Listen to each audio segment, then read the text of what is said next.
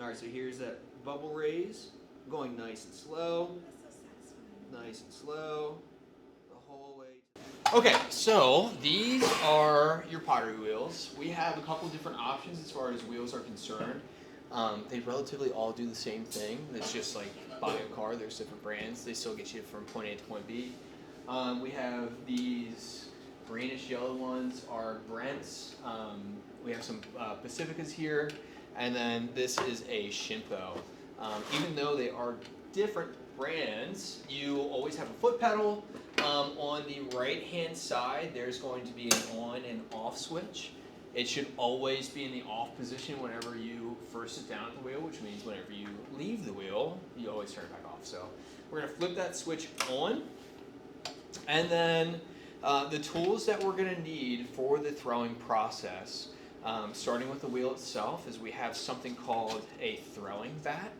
So this lets us take a piece on and off the wheel after we have already thrown it to make sure that, like, you know, this works mainly for bowls and larger pieces.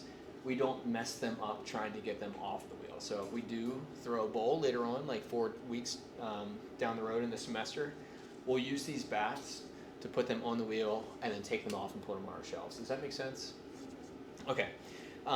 There are bat pins that hold the bat in place. There are these 2 little holes that we just place these bat pins on, and you're just going to gently put that down. You can smack it in place, and then you're good to go. The tools that we have in our toolkits, the ones that we'll use right off the bat is going to be our mud wire. We're going to have, this is called a kidney rib. This is nice and flexible. We all have a yellow one that can bend and contour to the shapes that we want to make later on in the semester. We have this blue firm rib. Notice that this is flexible, but it's much firmer than this yellow one. This mainly is going to be used to clean our pots after we're done throwing and to compress the base to ensure we're strengthening that bottom and making it nice and smooth. We have our throwing sponge. This is our mud shark. And that's going to be it for now. We have a trimming tool that we are going to use, but that's going to be a couple projects down the line. And then we have a bucket of water. So we need water for the entire throwing process. We typically sit that up on the wheel head like this, but I want to make sure everybody can see. So I have mine down on the side for the current moment. I'm going to go ahead and put my sponge in there to get it ready. All right, now I want to talk about body positioning on the wheel itself before we get into the actual technique. This is called a splash pan. I like to tell students, like, treat this almost like a horse saddle. I'm going to put my feet close to the wheel head, and I'm going to brace my thighs on this splash pan. Just like in wedging, like we just learned, it's all about stability and physics. And whenever you're trying to center something on the wheel and control it, we want to be in control of our own bodies first. So I'm going to try to set us up as best as possible to have a strong foundation before we get into techniques of throwing. So wheel, I'm treating this splash pan like a saddle, bracing my body against it. I'm going to go ahead and move my foot pedal up into a comfortable position once I have my thighs nice and supported by the splash pan. And then just to protect my clothes, I have my nice and clean towel that I can drape over, you know, my entire thigh or just one to make sure that clay is not getting all over myself. Okay. Now, first thing that I'm going to do whenever I go to start the throwing process is I'm going to grab my sponge and I'm going to wring out all of the water. I'm going to go ahead and slowly spin my wheel head, and there's almost no water left in the sponge, and I'm just going to make this surface damp by rotating the sponge across this bat as it's spinning. And the reason that I'm doing this is because that's going to help the clay stick and adhere to this bat and not come off. And once I do that, I'm going to go ahead and stop.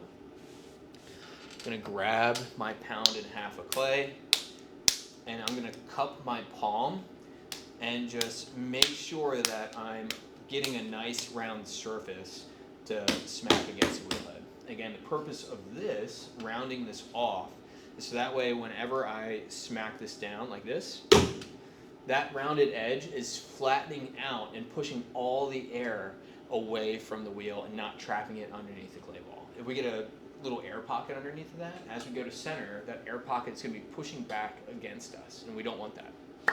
Okay, so my piece is nice and attached. I'm going to go ahead, smack it a little bit more down to just ensure that this is not going to pop off during the throwing process.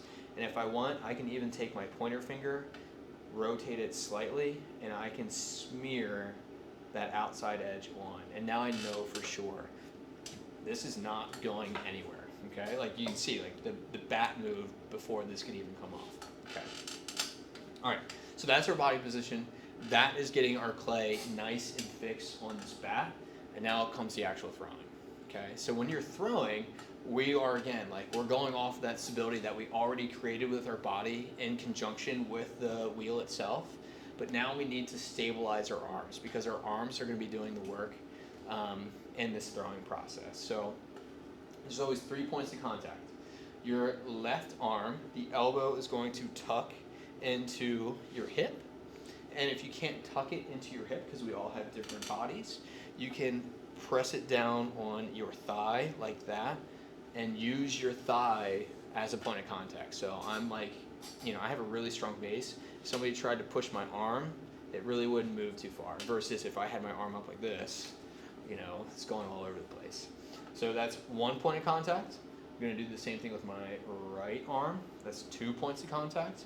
And then my hands are going to come together like this. All right. Now, is that the same for right or left-handed folks? Yeah, you would just reverse it. Reverse it. Yeah, yep. All right. And when you throw, the clay always needs to be nice and moist. Like if you feel your hand sticking at any point, that's where it starts to become dangerous. You want to go ahead and stop, move your hand off the clay, and just add some moisture to it. All right, so the first step in making a cylinder on the pottery wheel is centering. And centering is alternating pressures from your left hand to your right hand.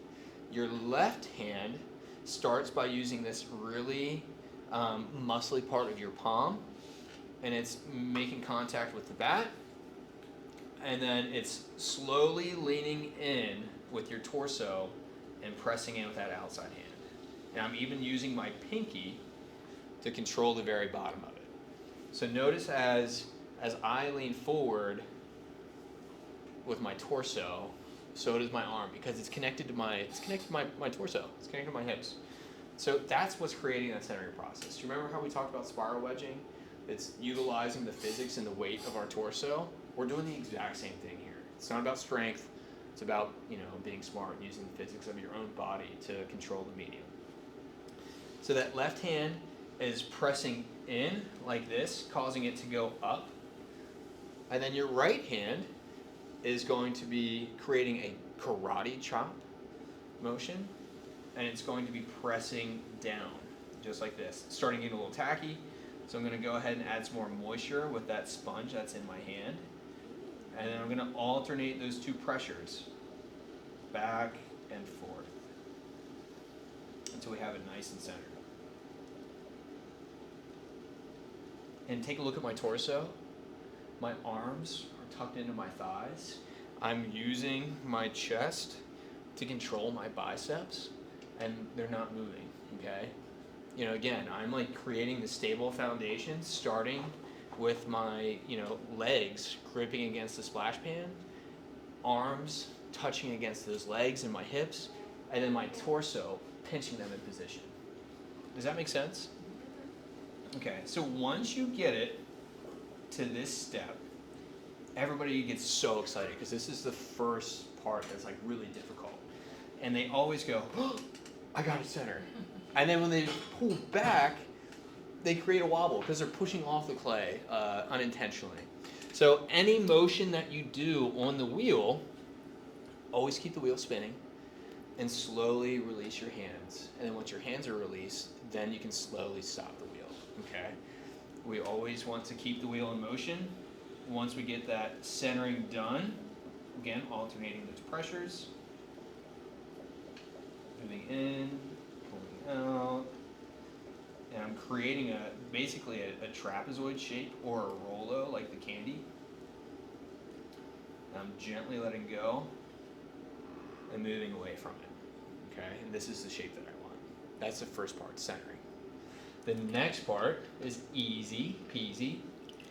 It is drilling down. So I'm going to regain that stable position. I'm going to put my thumb very middle, my right hand, those fingers over top, the ring and middle finger. I'm just going to drill down nearly to the bottom. So I'm stopping about 1/3 of an inch away from the bottom. Okay? And then once that is done, it'll look like this. So this is drilling down. Okay? Why'd you break it? Because I'm going to do it again really fast. Okay. Alright, so I'll put that there.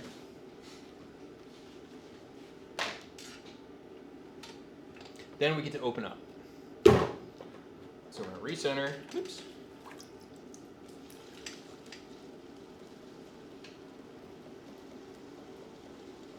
Center. Drill down. I feel my fingers getting a little bit sticky, so I'm going to go ahead and stop, add some more water. And then once I do this stage, I'm going to go ahead again, release slowly. And now I'm going to open up and create the base in my bottom. So my left hand, my middle and ring finger are going on the inside.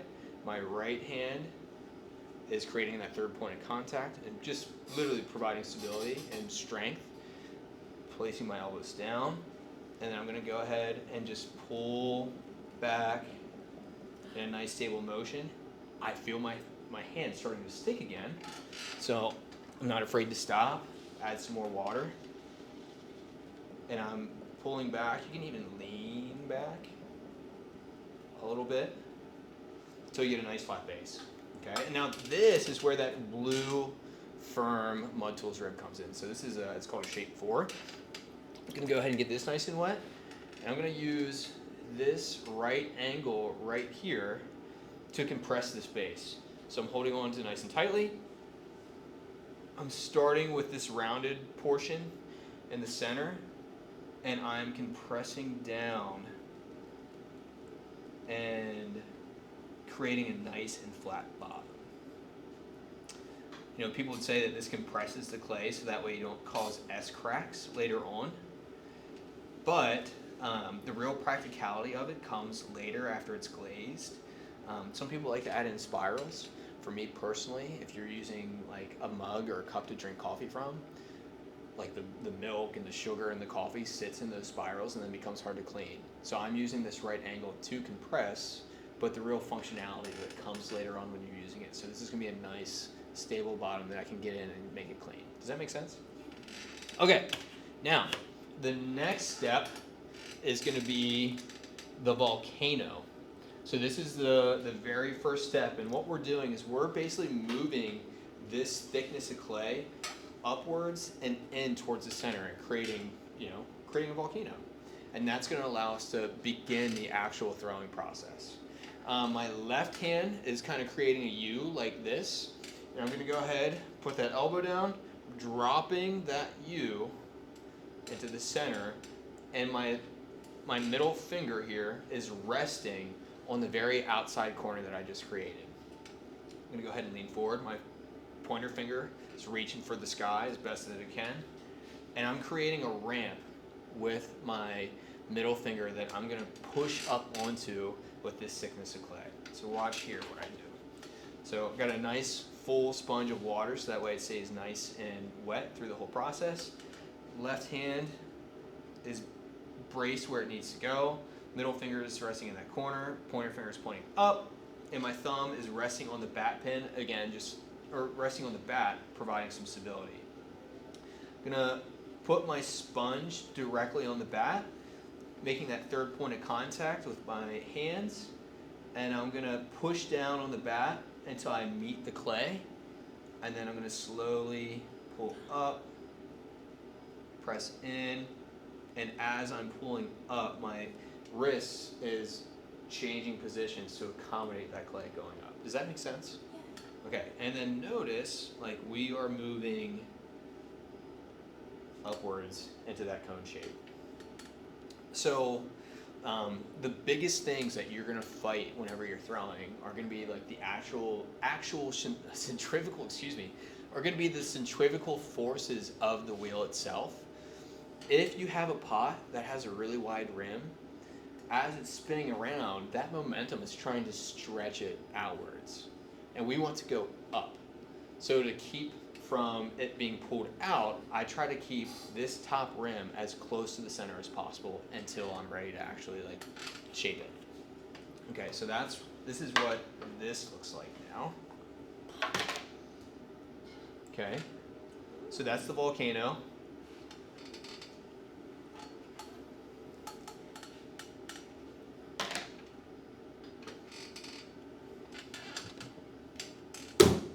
And now we're gonna do our first pull.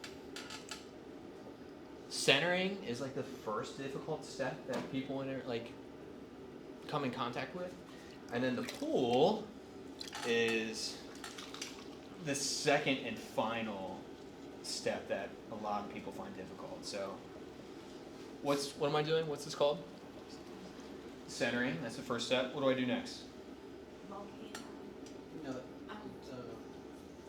thing where you stick your hands in. I forgot what you call Yeah, it. yeah. Just You stick your fingers drill in. the hole. Yeah, Drill the hole. Good You're job. digging. Well, what do I do? Ceramic concepts are like usually incredibly simple. What do I do after I drill the hole? Volcano. No, almost. I'm gonna come to you here in a minute, though. Something with the base though, or Yes. the outside? No. We'll spread it out. Oh, yeah. Well, gonna open up. Yeah, open up. wide. There you go. So I'm opening We up. get it. We got it. Volcano. It looks so easy. Open up. And it's gonna be easy for you after some practice. I'm gonna compress the bottom. Why do we compress the bottom? So it can So we don't have germs. no. Yep. And then what would some people say it does?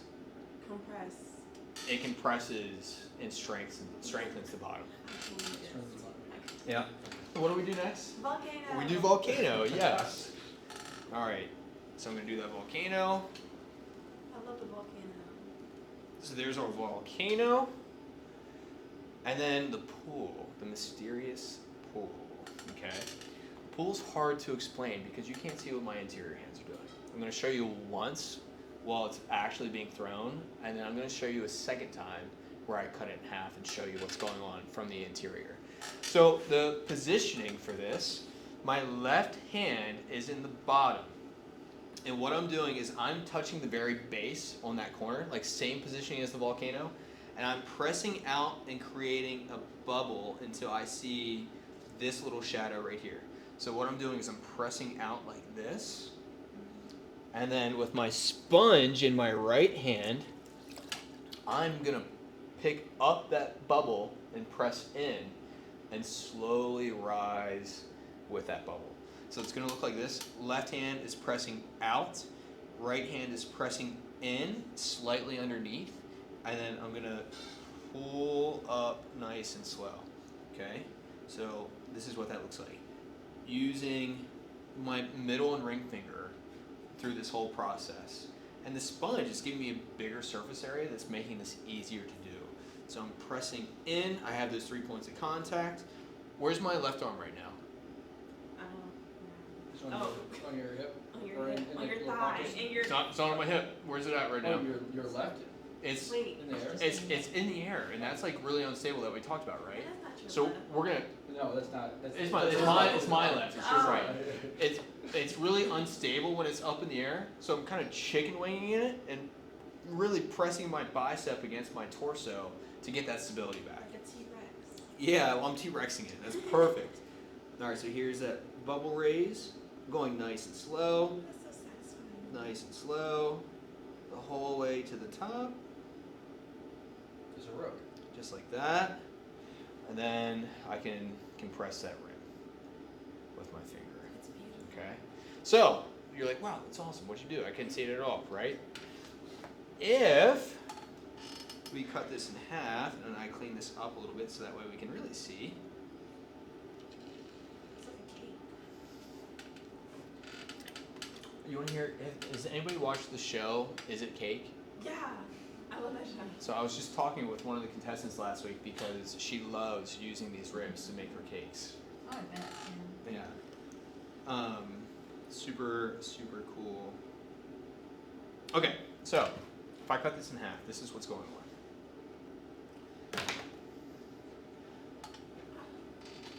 Okay, You just disclose art. Yeah. so my left hand on the inside is pressing out and creating a bubble, just like this. So this is the hand positioning right now. My right hand is picking up that bubble and pressing underneath and creating this like little S curve, okay? Once I press in underneath and pick that bubble up, I'm just pulling up like this for the remainder of the time. Wow. And you see how just by doing that in that one isolated location, this side naturally gets taller. And that's like where the magic of the wheel comes in. You're not changing your position. The wheel is rotating all the clay around, and you're going through and literally touching every single surface of that piece and rearranging the particles of clay through the throwing process. Pretty cool, right? Okay. I could do a little better and go down farther. It's embarrassing. No, it's beautiful. Okay.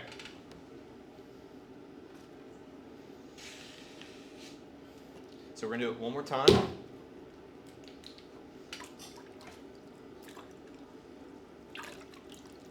What's the first step? Center. Center. Yep, what's important to do with my arms? Lock them in. Lock them in. Lock them in. And what shape am I going for? The oval, wait, no. Oh my gosh. The Rolos. We're looking for Rolos. Rolos, looking for Rolos. Alright. And what am I doing next? We're looking for Rolos. Open it. Digging in. Digging in, yes. Or drilling down. And somebody said it. What's the next step? Opening. Opening up. And I'm just leaning back, keeping my arms on my, thighs there. I'm gonna clean this up. So how much pressure are you putting when you lean back? Like Not much. Like a pound or? Yeah, it's pretty minimal. Like everything that you do, you want to start with less and work with the clay. Something that, again, Professor Culbertson told me is be a student of the medium. And I had no idea what he was talking about when he said that to me, years and years ago. But what he meant was listen to the clay as you're working with it. Pay attention to it. I would really encourage all of you, don't listen to music, don't have anything on, don't watch Netflix for the first couple weeks as you're throwing, because it is an active conversation. This is like your dancing partner. If you step on their toes, they're gonna bite and yell back, okay? The clay's no different. If you add too much pressure, it'll kink, rip, tear, really quickly. But if you go slow, you can feel it starting to say oh, that's too much, and then you can dial it back and potentially save it. Does that make sense? Okay. All right. Next step. Compress. I just did that. That was Oh, perfect. What's volcano. perfect? Base? No, right? No. Did he already do base? He already did base, right? He's doing Yep. volcano. And now my left hand isn't moving at all. It's literally just acting like a ramp and pushing that clay up. All right. Next step. I don't know. We did volcano. Oh, the pinch thing? The pull. We're doing the first pull. So it's called pulling. Okay. So I'm pressing out, picking up that bubble, I like it like that. Just leave it like that. pulling up, and notice I'm still moving towards the center. It still has a subtle V shape, and I'm gonna repeat that step now.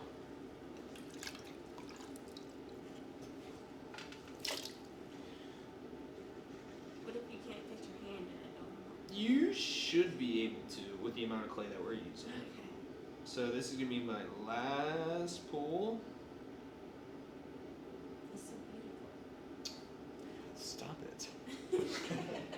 Okay. All right, now this is where the fun part happens. You have a piece that survived, it looks great. What we're gonna do is we're gonna wring out our sponge. There's naturally gonna be a little bit of moisture in the bottom. I'm gonna come in. Oop.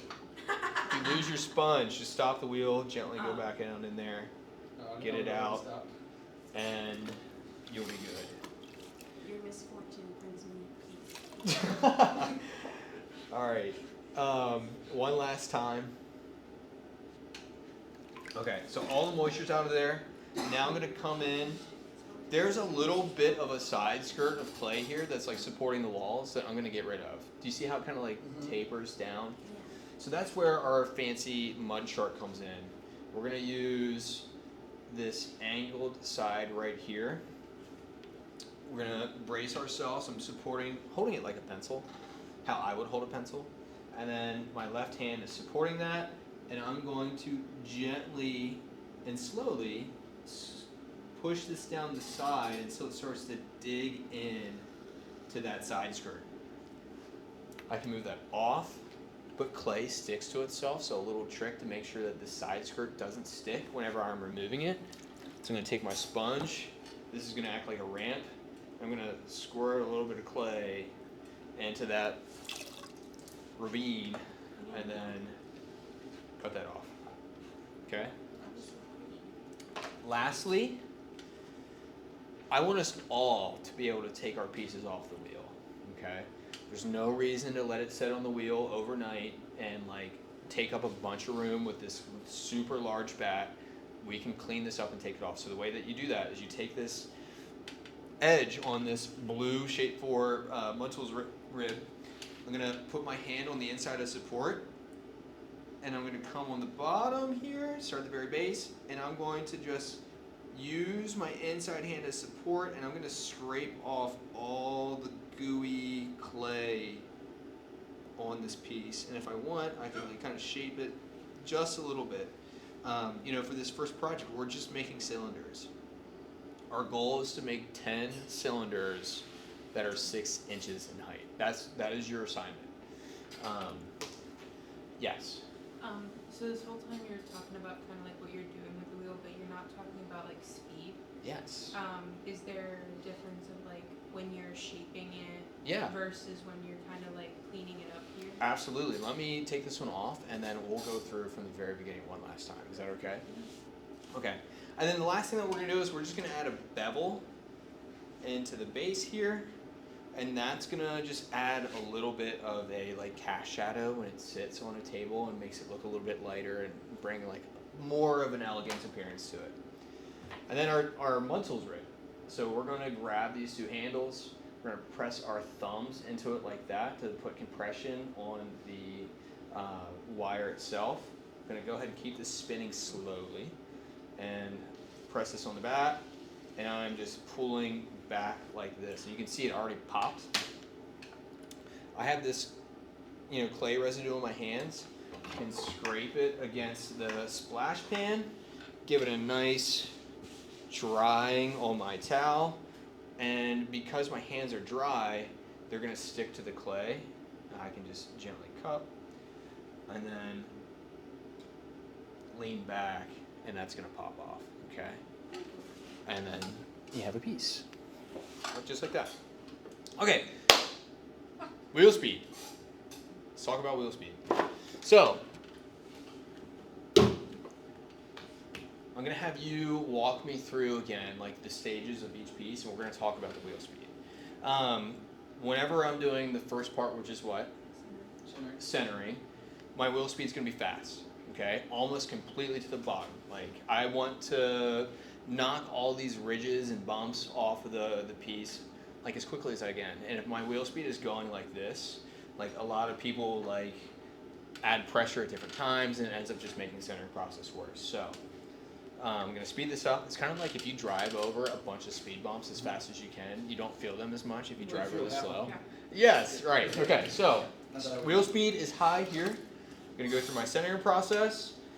See how my arm is moving and the clay is controlling me, locking that in place, and that's not happening anymore. So I'm going to center with a high wheel speed, alternating those pressures between my left and right hand. My pinky is actively engaged with centering that bottom. And what shape am I going for? Rolos. Rolos. Okay, what's the next step? Digging. Dig it down. We'll call it dig it down. All right, so I'm going to dig down with my thumb on my left hand and support that with the sponge and my fingers on my right hand. And then what do? It's not your turn yet. What do? I know what you're going to say next. Open up, yes. So middle finger, ring finger, gently pulling back. And I want to make sure I'm pulling back at an even, flat way. And then I'm gonna compress. Oh. And what's my wheel speed been this whole time? Pretty max? Yeah. It's not max, it's like 3/4. Oh, okay. 3/4. Through this whole time, it's been like 3/4. And the reason for that is because it's got a nice, flat, wide, low center of gravity. As we get taller and taller, our center of gravity gets a little bit worse and worse. And that's where we really want to slow and condense wheel speed, okay? So now that I'm going to do the volcano, I am pulling the wheel speed back to about half speed. And I'm going to go ahead and do this motion nice and slow. Grading that ramp with my inside hand. I think your camera turned off. Which, the big one? Yeah. The battery really died. Oh That's my alright. Is God. that one still going? Yeah, that one's still going. Alright, perfect. Alright, and same thing, I can keep this half speed for the rest of the process.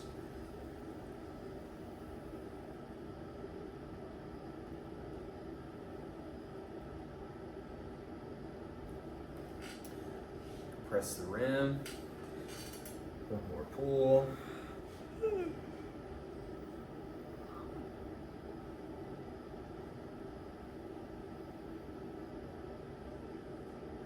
And then I would just clean this up.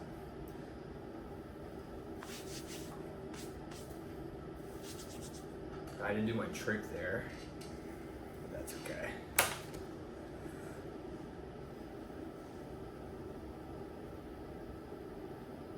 Notice all the residue that's coming off on that. Mm-hmm.